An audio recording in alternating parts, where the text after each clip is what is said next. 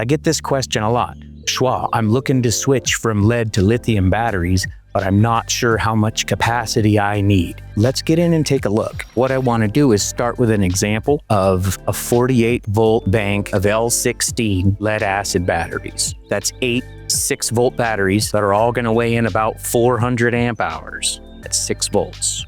So when we put them all together in series, what we've got is 400 amp hours times 48 volts. Now, Ohm's law tells us that we can go through and do the math on this. That's 19,200 watt hours, which we would say is 19.2 kilowatt hours of stored power in it. Now, with a lead acid battery, we can only use 50% of what's in there. That's 9.6 kilowatt hours of usable capacity in a 400 amp hour, 48 volt lead acid battery bank, which has a total of 19.2 kilowatt hours of stored power. And we're allowed using 50% of that. 50% depth of discharge on lead. That's how we get 9.6 kilowatt hours of usable power in this battery bank. What we're going to do now is make a basic comparison.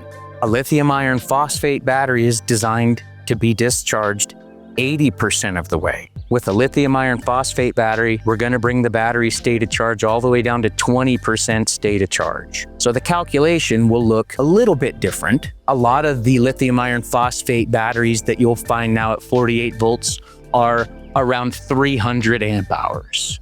So that's a good starting place. This would also be a 48 volt, 100 amp hour lithium iron phosphate battery with 3 of them in parallel. For the sake of our example, we're going to get in and use 300 amp hours of lithium at 48 volts. And that will be our starting spot. We'll run through and do the same calculations. That's a total of 14,400 watt hours of stored power, or we would say 14.4 kilowatt hours. It's total in that bank. Now, we're allowed to use 80% of what's in this battery.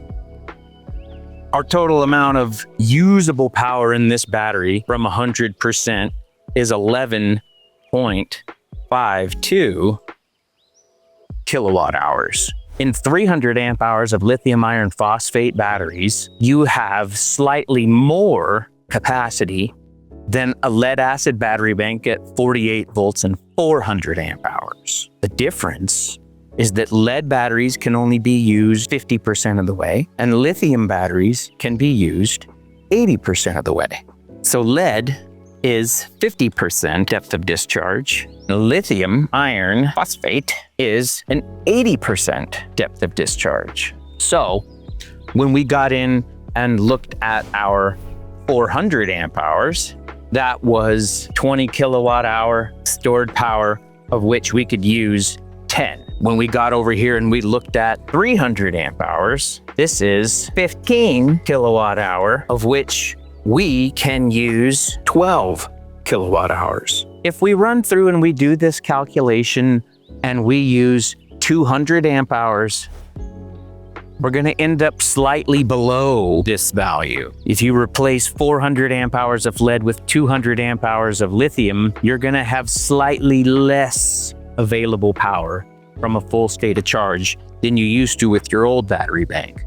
So now you have to start wondering, was the 400 amp hour 48 volt lead battery bank sufficient? Then you probably need 300 amp hours of lithium. If you had 400 amp hours of lead and it was way more battery than you could have ever used, that person probably wants to get away with 200 amp hours of lithium. So it's all about expectations. How much power are you actually consuming throughout the day? We don't have to compare, well, my old bank was this big, so how big should the new bank be?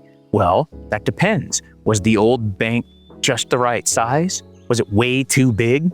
Was it too small and you were running the generator all the time? Like, these are the considerations on top of just battery bank size that you really ought to know going into it. Hope this has been helpful. Don't forget to like and subscribe this channel if you want to be staying tuned for all the future content. You won't regret it.